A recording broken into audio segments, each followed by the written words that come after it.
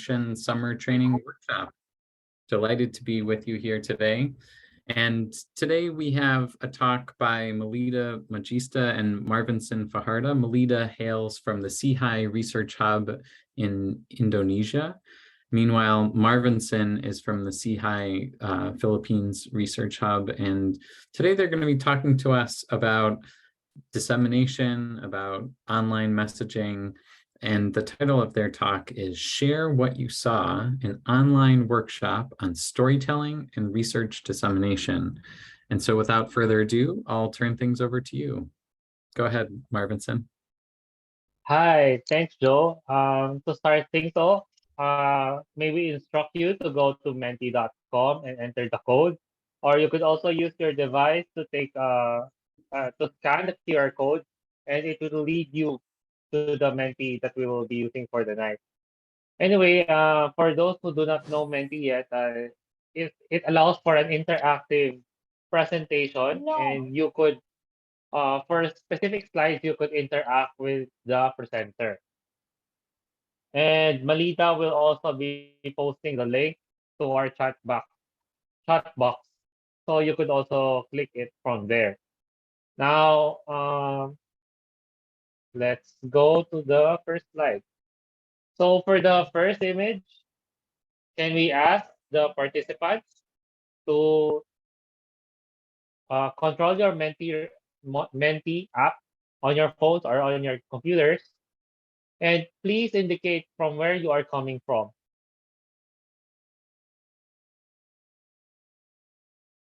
Okay, Malita, I think we're mostly seeing people from Asia, some from Africa, and from from Europe actually. And okay. I'm also seeing a bit from South America. Oh, I think mostly is most of them are coming from China, I think, about 8.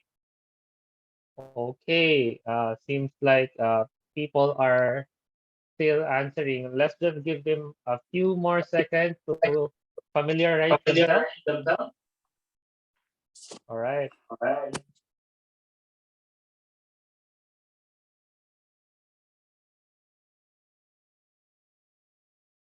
Oh, there's also one who answered from coming from America. All right. Okay, let's proceed with the next slide. So, Malida, have you ever tried explaining your research to your parents? Actually, I haven't done that before. What about you, Marvin?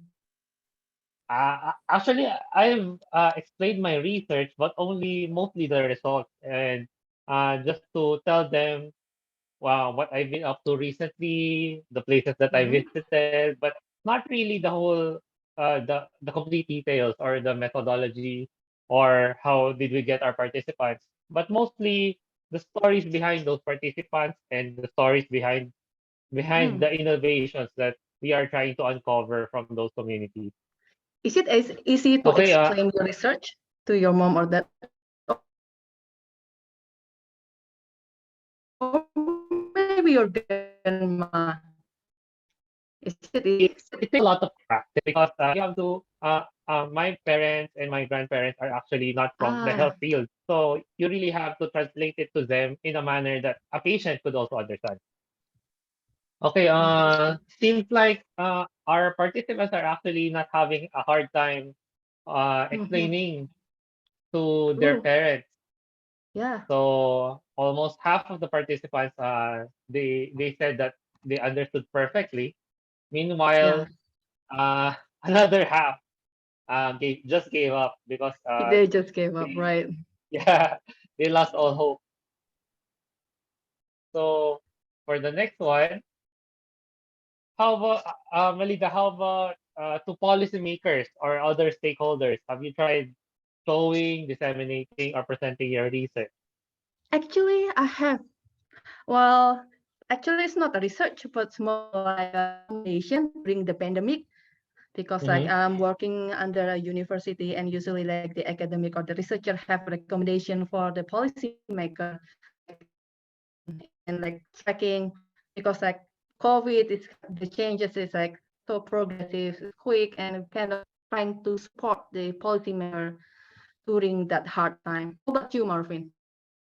Yes, actually, we just earlier we presented it to a regional center for a regional version of the Department of Health, and they were generally receptive of the findings of our results. Mm. Actually, we are already planning future implementations of our research. So, Ah, I based see. on the responses of our participants, half actually loved hearing the results of the Yeah. studies. Meanwhile, a third didn't actually have the opportunity to present. So hopefully, with what we're trying to cover for today, Malida and I could help everyone to open opportunities in disseminating your research. All right, let's get started with the slides from part one.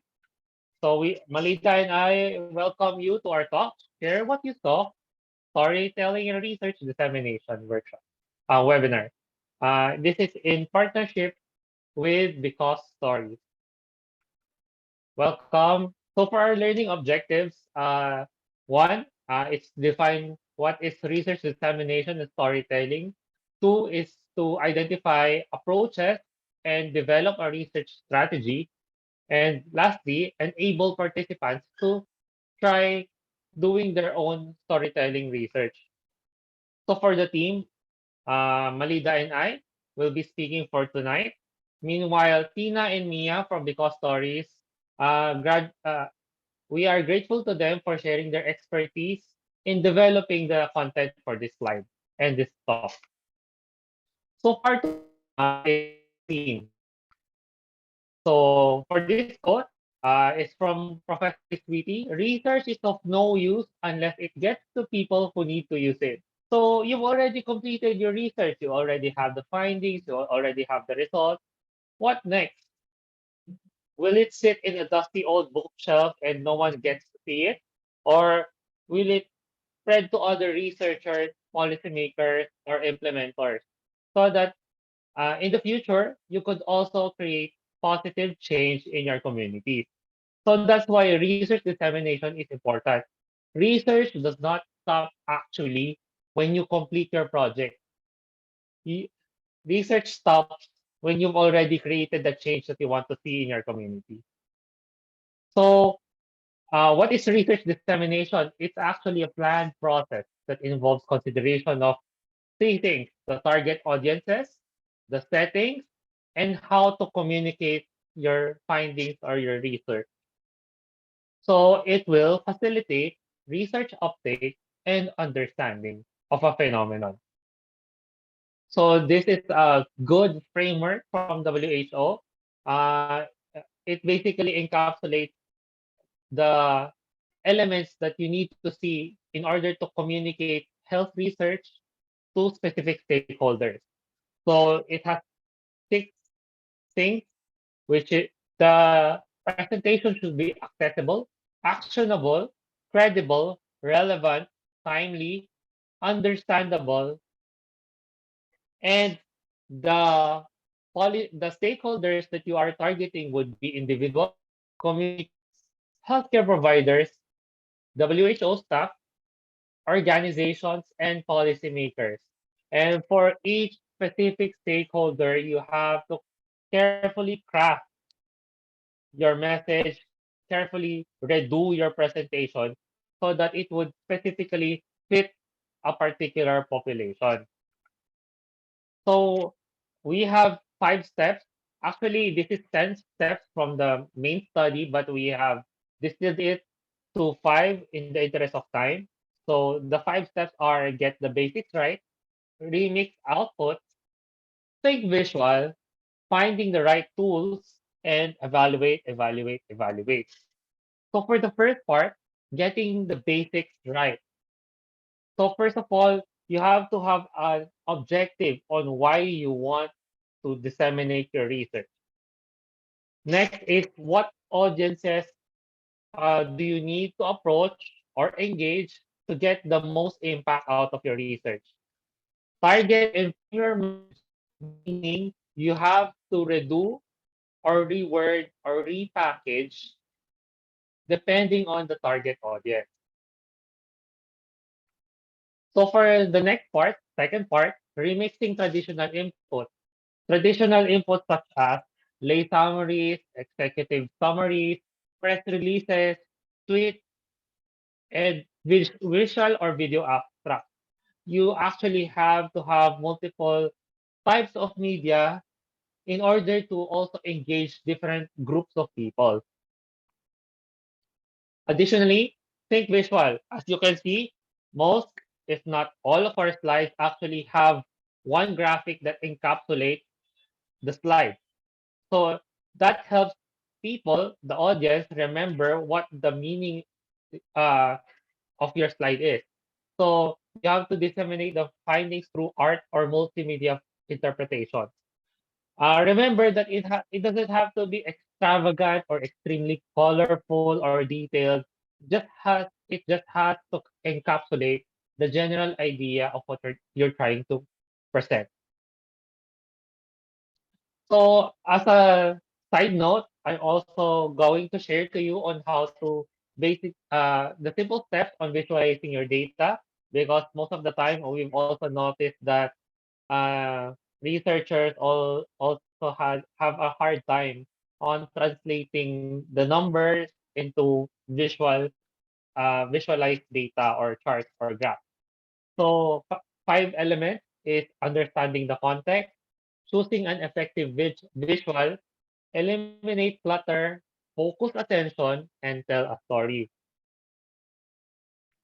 So as an example, this is one of the examples given by Nafik in storytelling with data is as much as possible, you don't compare before and after using pie charts. As much as possible, you use bar graph or uh, column graphs.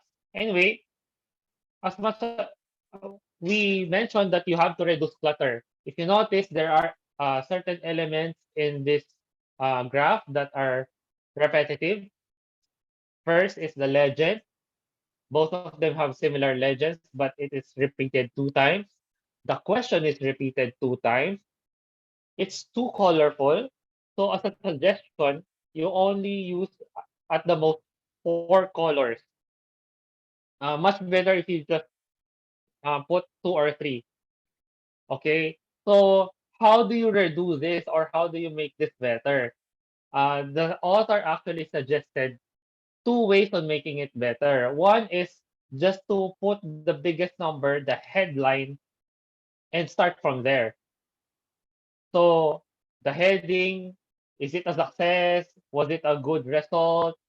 The big number means, what does the big number mean? It already expressed the highlight of your research.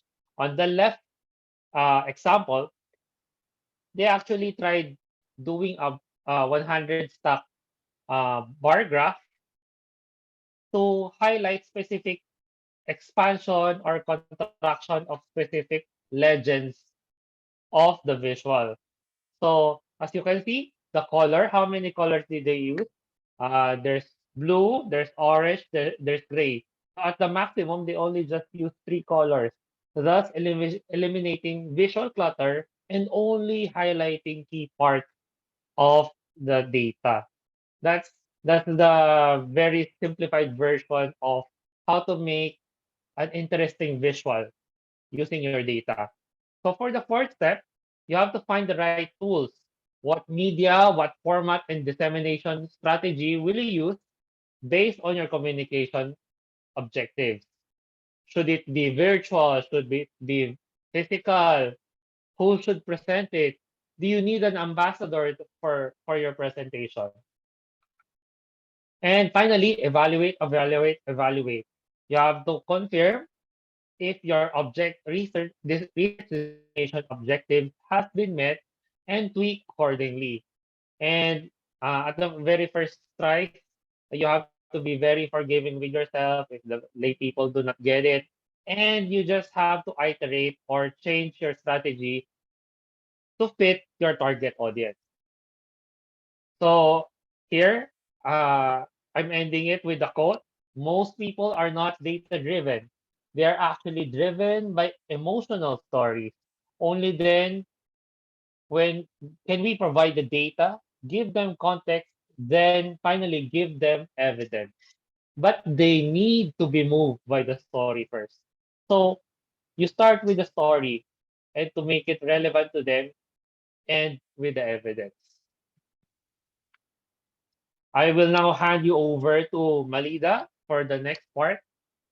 She will introduce the storytelling toolkit. Thank you, Marvin. And we're going to talk about storytelling. Next one, slide, please.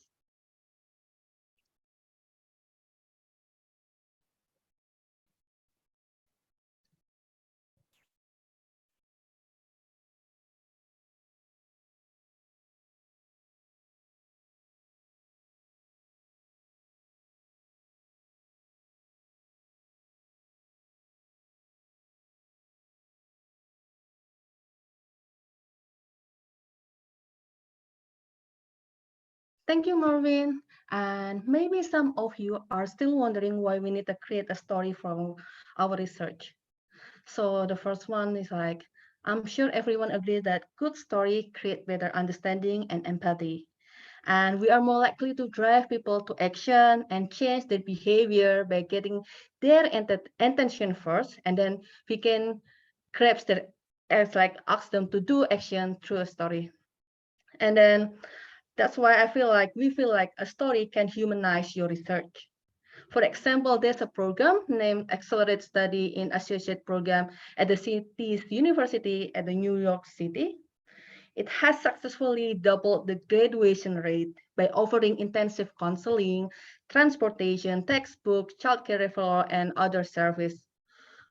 In this research, not only providing the statistic, but researcher also raises the awareness of this issue by telling a story of a single mother of two children who graduate from college through this program.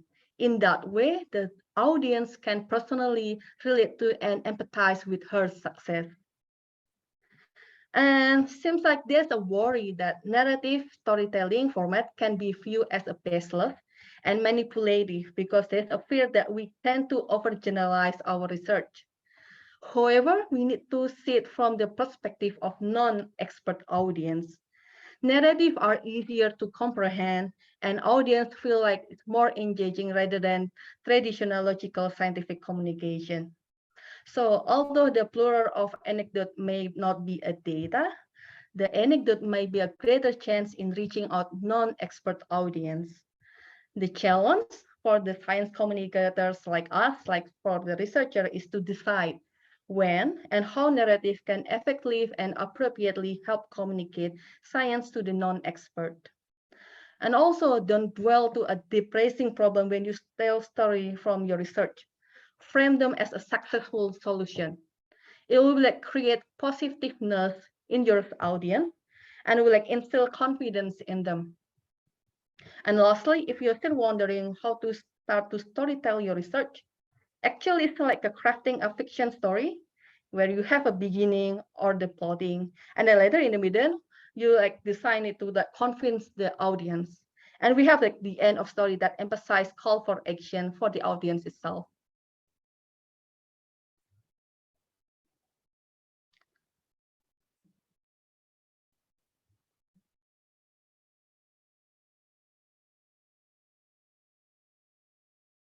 Yep. And actually we have to, sorry. Actually, we have to remember that story can affect your audience in three different ways. First one is increasing their awareness. And secondly, like changing their attitude or maybe like inspiring them to do action. So that's why it's necessary to plan your how you want to influence your audience. whether you want them to know or you want them to feel or do after hearing your story. In that way, you can adjust your story accordingly. And if you can see, there's a framework. So this is a public health story map. It has 8 steps to design your story from beginning to the end. We'll share the link to you later. And it's not necessary to cover all of the steps. You feel like, why this like seems overwhelming. We have X step to be covered up. You don't need to cover all of them actually. So we'll go through every step of them.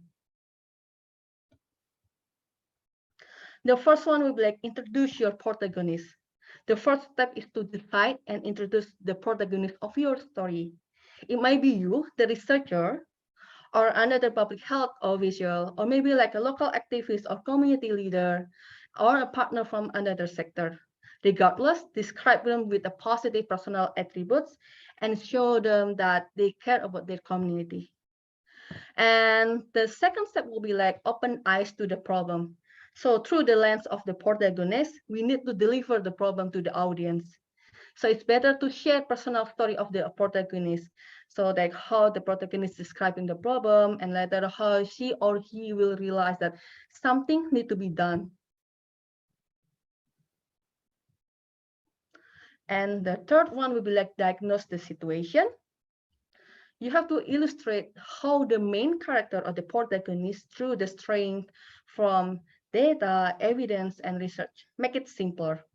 And in that way, we can help the audience to understand what is happening and they will get the insight of how the protagonist get the initial idea on addressing the problem. And later, encounter the obstacles. You have to like describe what kind of challenge did your character encounter and that prevent them from solving the problem on their own. So the obstacles should be meaningful, but don't be overwhelming.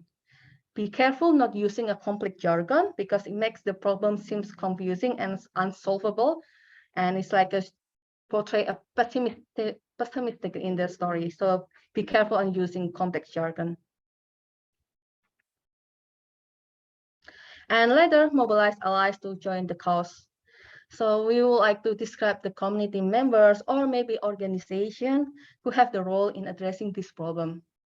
So if this story targeted a specific sector like policymaker, ensure that you include the individual of those sector in the story. But if you already put them into like a main protagonist of your story, it's already okay.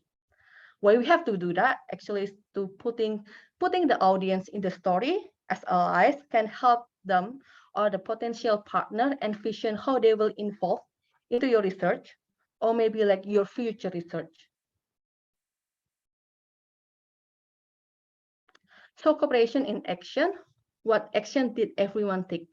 So you can describe their can-do attitude and how they cooperate, make decisions, and support common goals. So collaboration between sector is motivating in your story, but be careful, it should be action-oriented. Like, be careful to like describe it as too bureaucratic. Again, it should be action-oriented. So, and if it is relevant, explain how public health leaders can help you to facilitate this collaboration from your research. And later, share the impact. Describe how people's life will be changed into better, being as specific as possible, as like a just like tangible benefit that everyone involved. For example, if for public, explain how the future health problem will be solved through this research. And later, if it is a sector-specific audience like policymaker, explain how this solution might help them in achieving their own goals, or maybe like just showing them that so a return on their investment. And the last one, call to action. To create a sense of urgency, please describe what will be gained by acting soon and what will be lost if we are not doing that. Tell the audience what they can do and make it easier to them to talk to like doing the one that you are recommended to do. seems like we have discussed enough theories, so we'll go to a practical example. So if you can see, there's a research project named World Mosquito Program Yogyakarta that implement Wolbachia technology to protect the community from mosquito-borne diseases such as dengue, Zika, yellow fever, and chikungunya. So this is like a 11-year research that using a randomized clinical trial with an interesting result because like 77% of reduction in dengue incidence and 86% reduction in dengue hospitalization. As you can see from the abstract, there's a plenty of research terminology are used. It might be easy for us as an expert or like researcher to understand it, but not for non-expert.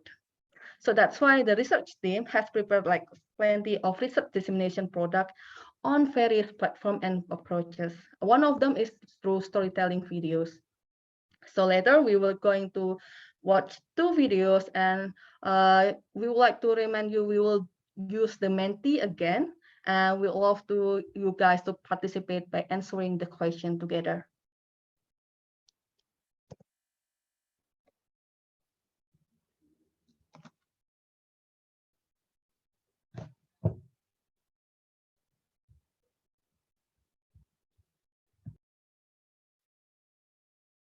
Hi, Malida. Yep, Do I start playing the video? yep, thank you.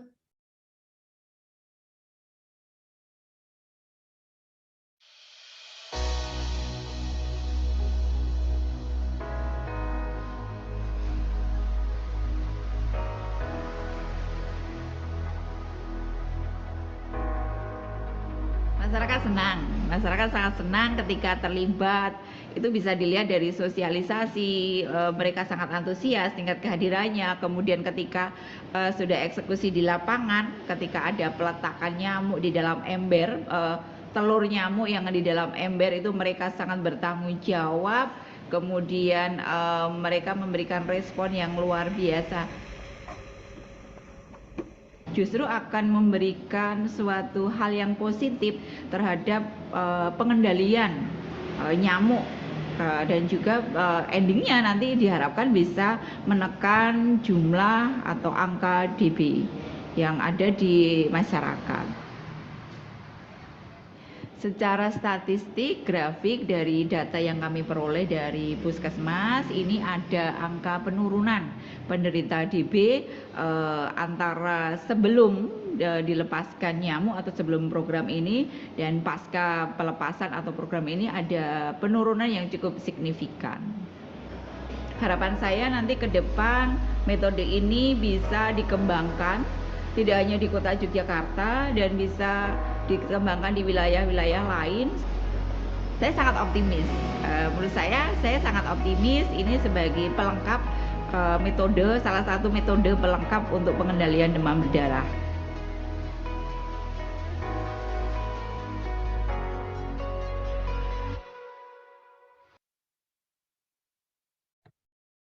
Thank you, Marvin. So that's the first video, and now we would like all of you to grab your Menti again to share your perspective. So we're going to the first question. In your opinion, a story shared by the protagonist or Miss Rian helped you to personally relate to the research or the problem better?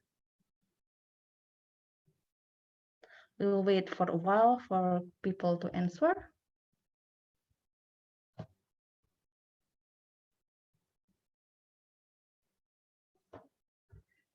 Seems interesting because like everyone say yes. So what about you, Marvin? Yeah, What's your I think opinion? I'm just going to open my video. Yeah, I think the how she shared it, how she showed that they connected with the community and they are actually getting good numbers in the decrease of the dengue population shows effective presentation skills regarding their project. I do agree, and seems like everyone also agree that it seems like everyone can personally feel the emotion and the excitement that's shared by Miss Rian. And we can see like how hopeful is Miss Rian to like eliminate dengue throughout the community. Maybe we can go to the next question. Thank you so much for answering.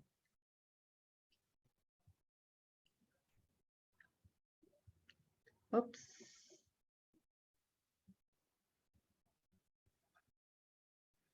Seems like we skipped some question, Marvin. Maybe like going to the previous slide. Oh, what's the next question? Is it this one? The storytelling step? Sorry, step. Yep, this one. So we would like to guys answering. As you all remember, there are 8 steps in the public health storytelling that we have just discussed. And in your opinion, please check any step that described in the video. Oops, time's up. Thank you for answering. So it's just my opinion. I think there's no correct or like wrong answer in all of this session, like all of this question. It's just like, in my opinion, this first video described all of these 6 steps. Just like as I mentioned before, you don't need to put all of those 8 steps. Just put like the one that best fit for your story. And from the video, seems like Miss Rian is the protagonist, and the problem itself is like a dengue that persists for years, like decade. And also, it seems like she's eager being a part of solution and being part of this research. And from the one that she mentioned, there's a collaboration between sector like health officer, researcher, and maybe like community itself. And also there's like, she also told us the impact and the benefit of the research itself. And shall we go to the next video, maybe Marvin? All right.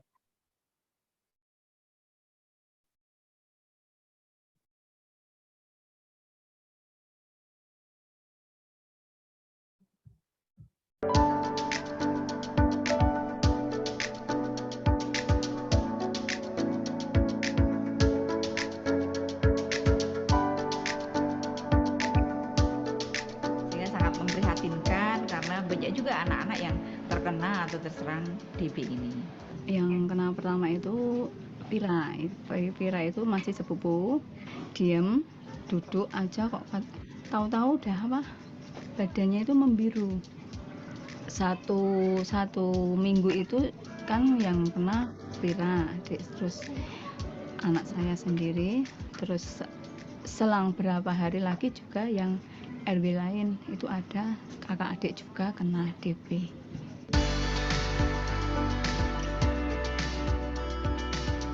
WMP Yogyakarta adalah penelitian pertama menggunakan sampel terbesar untuk membuktikan dampak teknologi nyamuk Aedes aegypti berwolbachia terhadap outcome penyakit, yaitu demam berdarah. Kegiatan utama saya dan tim yang tergabung dalam tim entomologi lapangan yaitu melakukan kegiatan pelepasan telur nyamuk Aedes aegypti yang sudah berwolbachia. Ya, kalau terkait inovasinya ya, kalau menurut saya inovasi yang memang sangat-sangat berbeda dari sebelumnya.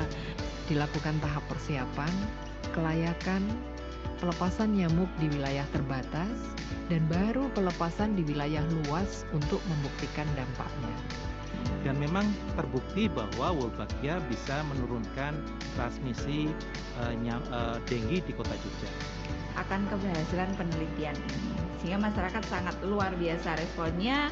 Mereka sangat menyambut dengan baik dan mendukung kegiatan penelitian ini.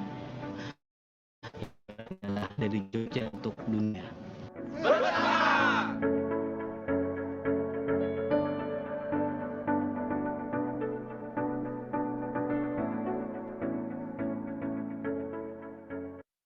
Okay, we are finishing the first and second videos.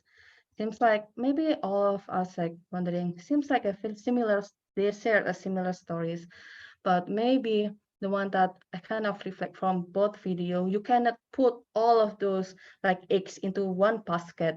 Maybe like you create one product to kind of like focus on one perspective, one message, and then you create another product, or maybe it's like essay writing or something that portray the whole track of your research and something. So you just like Marvin mentioned before, like we need to kind of like focus on what is the objective, and we need to like focus on it. Maybe we go to the next question, Marvin. Again, we are using Menti. In your opinion, was the active participation portrayed well in the video? Simple, just answer yes or no.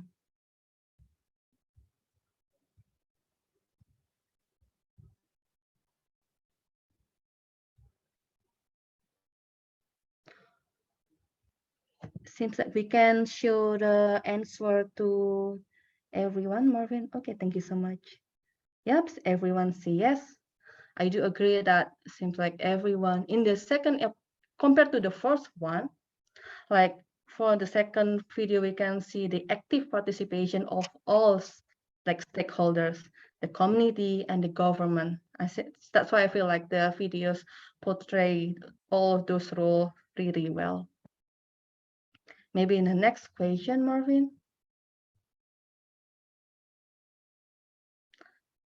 And from the second video, still a second video, did you notice who were the individual or organization or stakeholders that is participate in this research? You can answer not only one. It seems like you can answer a lot of, oh, it's just like, oh, it's like multiple. That's, you can only answer one question, answer, isn't it? It's multiple choice.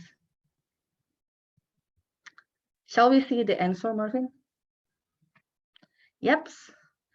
I think the message are clear that the video or the story purposely aiming sharing share of message that everyone in Yogyakarta are involved in this research, not only the researcher but also the community and also the stakeholder, health officer and staff. What about you? What's your perspective about this, Marvin? Actually, I think because of the length of the video, I didn't actually see each component of the stakeholder and what their specific contributions are. It's also not explicitly stated during the when she mentioned the engagement to the community. But based on the videos, there were already engagement going on, even if it was not explicitly stated. That's a nice perspective. Yeah, I do agree about your opinion, about your perspective. Shall we go to the next question?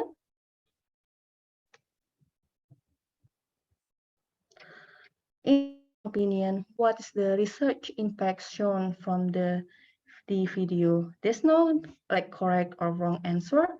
Feel free to answer based on your opinion, based on the one that you perceive from the videos.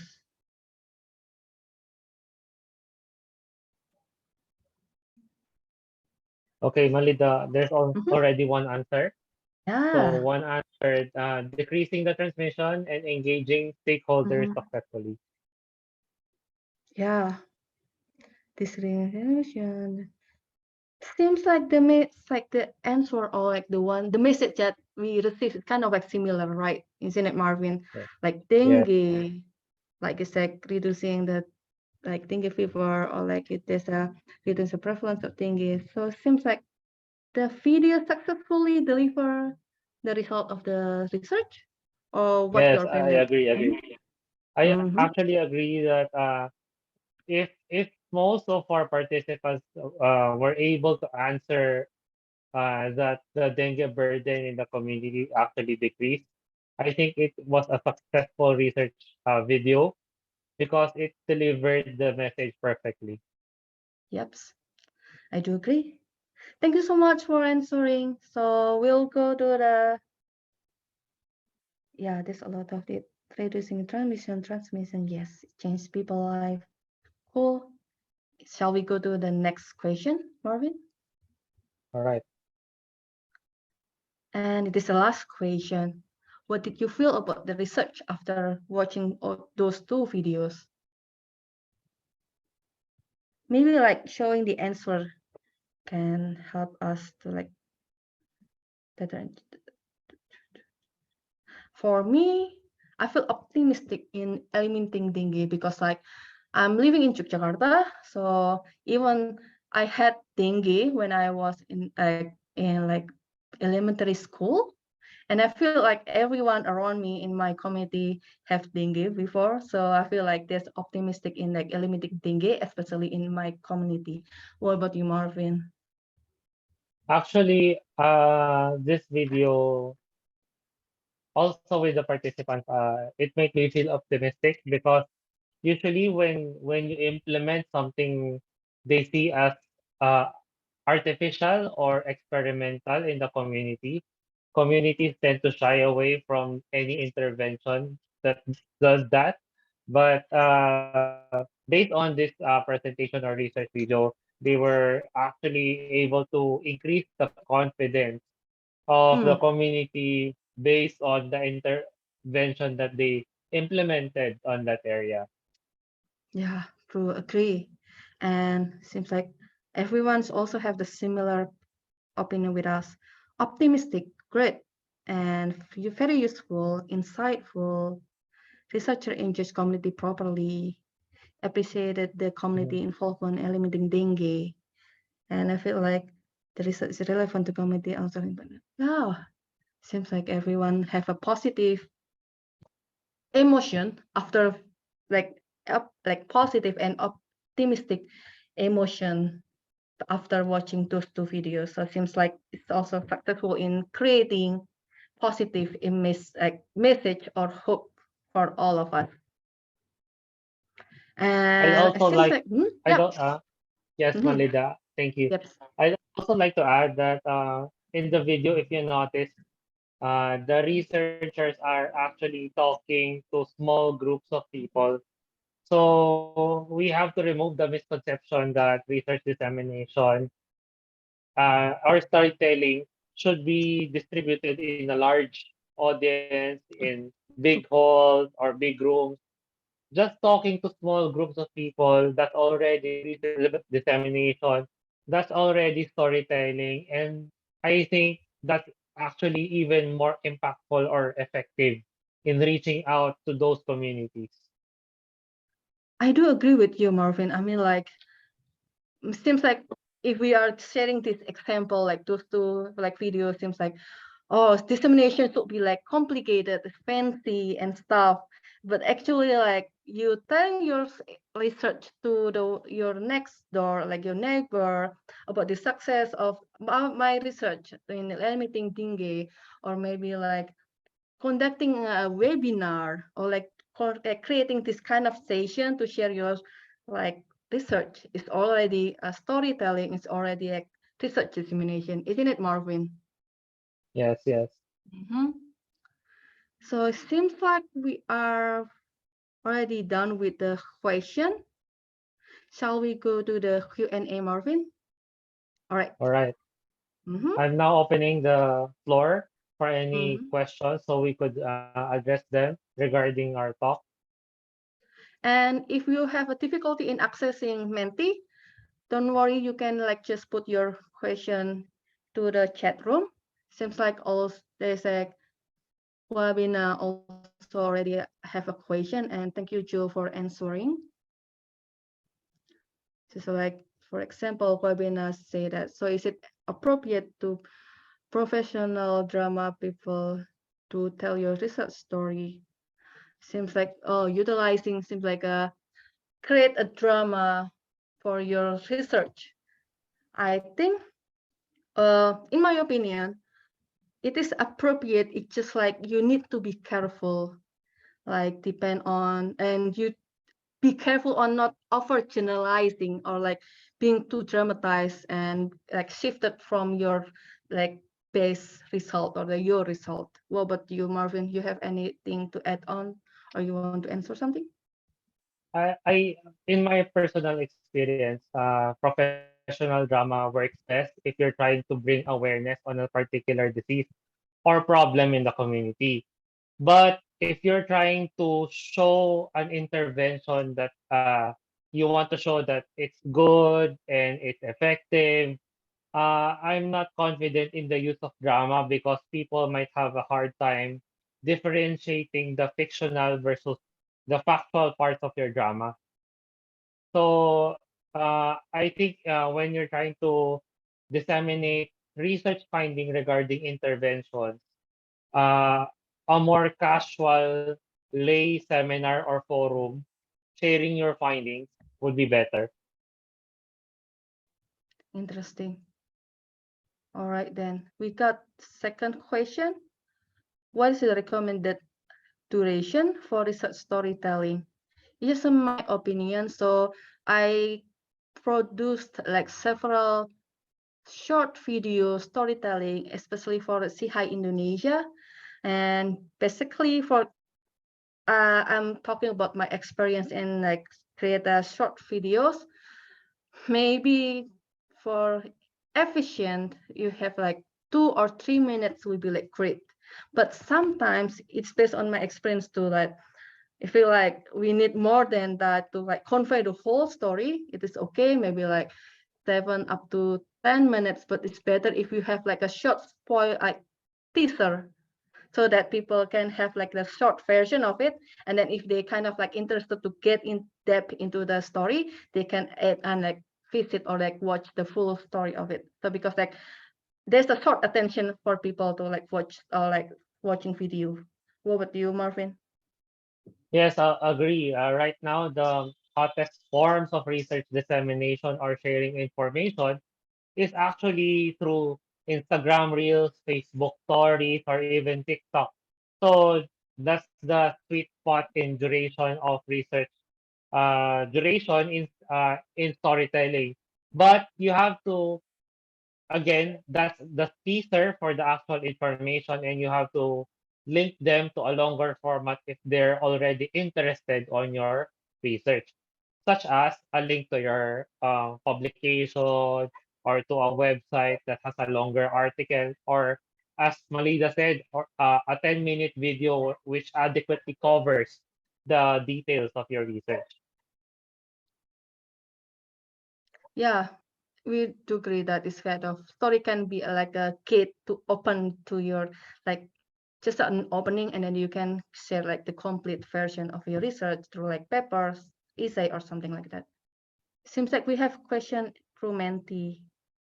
Is it Yes, relatively the first question, I'll read it out loud. Mhm. Is this realistically applicable to all science research? How and to what extent? Do you want to answer first, or do I You answer can first, go Malida? first, Marvin. Okay. Uh, yes, because as I said, we try to choose the elements depending on the audience. So first of all, you have to write a general research dissemination strategy, and you have to change it every time depending on the audience. So depending on their educational level, depending actually on their context, does their geographic area have a higher rate than other areas? Do they feel that this is actually a problem? So you have to have different messages for communities that already know that it's a problem versus other communities that do not know it is a problem yet.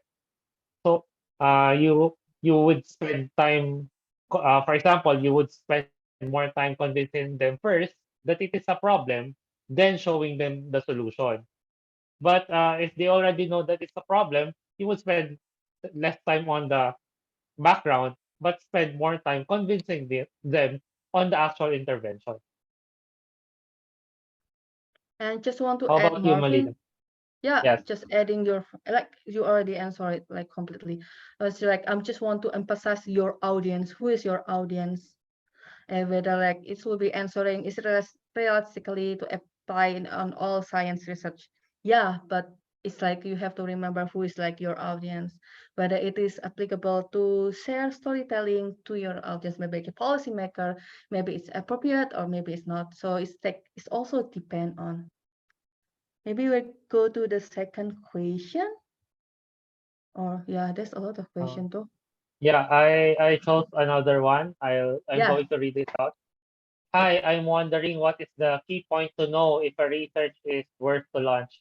So I think the person that submitted the answer wants to know if the research finding uh, needs a dissemination strategy or uh, share on a larger scale. What do you think, Malida? I'm wondering what's the cake. It's just my personal opinion. It's like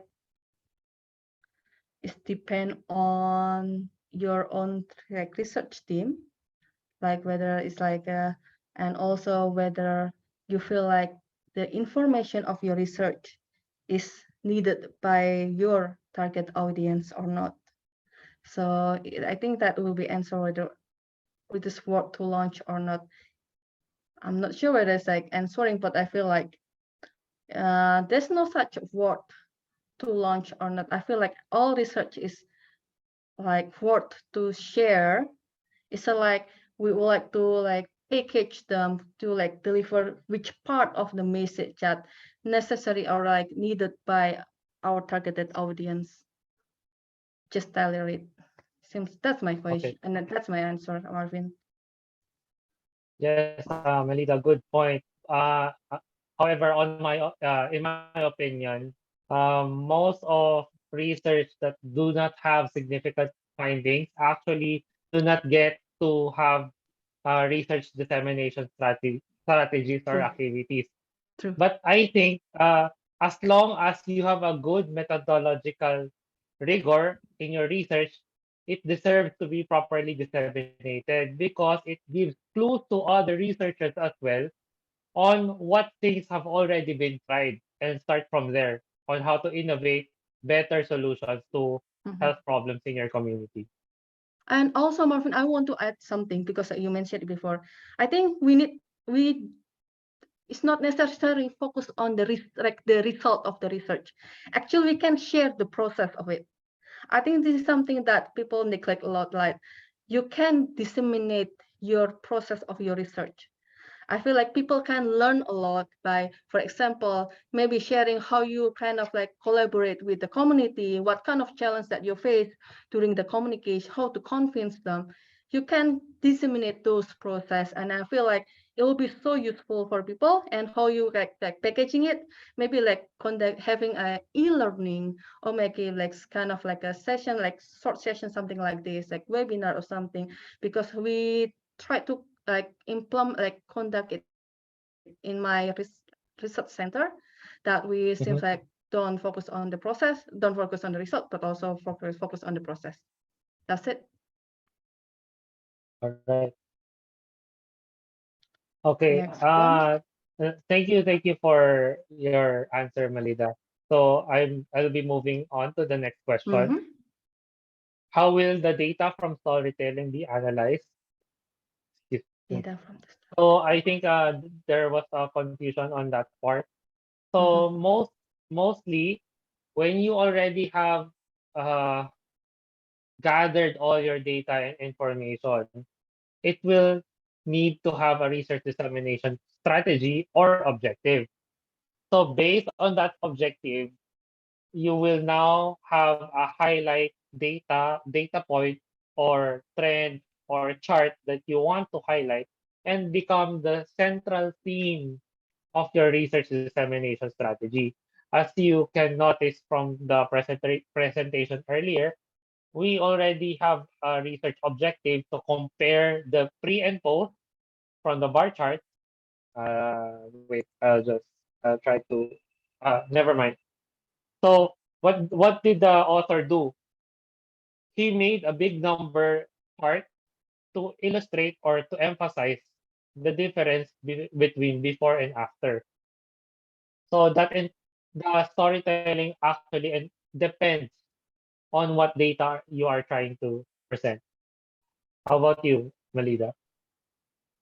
I'm kind of like still wondering about this question. Is it focusing on like how you evaluate the impact of your storytelling, or maybe if you are mentioning like how the data from the research can be storytell. Seems like I want to take it from the evaluation part of it. How will the data from storytelling be analyzed? So like we can like by how we kind of like understand whether our storytelling is impactful or like giving benefit or delivered it well or not to our audience. We can just like Marvin mentioned before, like how to evaluate it is through conducting like a qualitative or quantitative question, like asking your audience whether this is it impactful or not, sharing like a short questionnaire about like what kind of like message you feel like you gain from our storytelling, and maybe just simple like engage like discussion, like a conversation with your audience, what kind of stuff that you are perceived from our storytelling. Yes. That's from me. Yep. The key takeaways from the video, right? Mhm. Yep. Similar to what you asked before. All right. Next is there any evidence associated with storytelling vis-a-vis other methods? Is there an evidence associated with storytelling?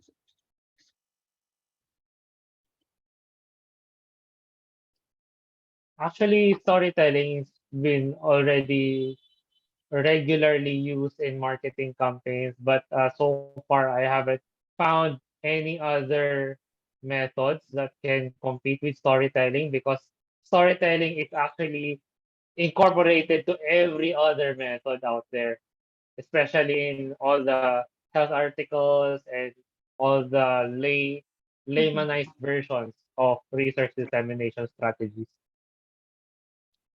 Yeah, I mean like I'm not sure I can answer like is there any evidence, just like you mentioned, Marvin, that I do agree that storytelling just like it's like how you we deliver, and compared to storytelling maybe like we have like writing like policy brief and stuff, but actually I haven't like find any research that comparing storytelling effectiveness or something with other method, maybe like policy brief or something like that. So yeah, I'm not sure I can say that it is more effective or not. There is some dissemination literature that's looked at sort of infographics and videos. I haven't seen anything that's like comparing a storytelling approach to a conventional approach. But I think there are some empirical studies that look at sort of one approach versus another. But I agree with you. I think it's a very important thing to look at impact. All right. Yeah, Thanks, Joe. Thanks for your input. yeah, thank you, Joe. So I think we're down to one last question before we end the talk. What if the research finding opposes? Oh, I think that's already been answered in the chat box. Next is how much time is needed to measure the impact of storytelling? After how long should the impact be measured?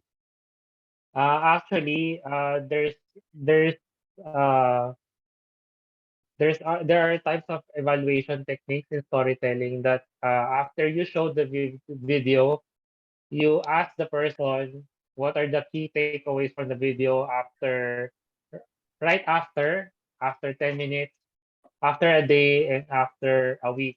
So that's how you measure uh, how streamlined and how effective your key takeaways or message for a specific storytelling activity.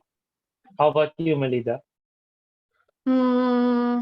Yeah, like in a short time, maybe we can just like just after right away we are like telling our story, we kind of like observe their perception into like what kind of like feedback or like impact that we kind of receive. But in my opinion, storytelling is just like a small chunk of the whole dissemination part, like dissemination strategies. So like how much time, maybe it takes like few months or maybe like years, because like I feel we are not we might takes time, like maybe of like few months or maybe years to like deliver our dissemination, deliver our research to people. So in that way, we can measure the impact into like maybe short term or like long term, and also like combine it into like it is like a impact of the whole dissemination strategies, and by embedding the storytelling. So I feel like there's two way of like evaluating your dissemination and your storytelling. That's my opinion. All right. Thank you, Malida. I think, Joe, we're out of time. Is that right? Yep. Yes, this was fantastic. Thank you so much, Melita and Marvinson. You've done a fabulous job. Thanks also to Tina and Mia for your support on this storytelling session. This was really rich and interesting.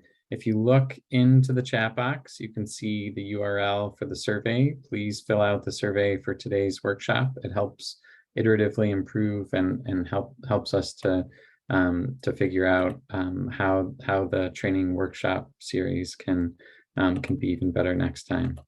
So our next speakers on August 2nd, we'll have Kathleen Agudelo and Charlotte Panna Scott talking to us about implementation research. This is an introduction to implementation research next week. So thanks again to everyone for joining us, and see you next week. Thank you, guys. Bye everyone. Thank you so much.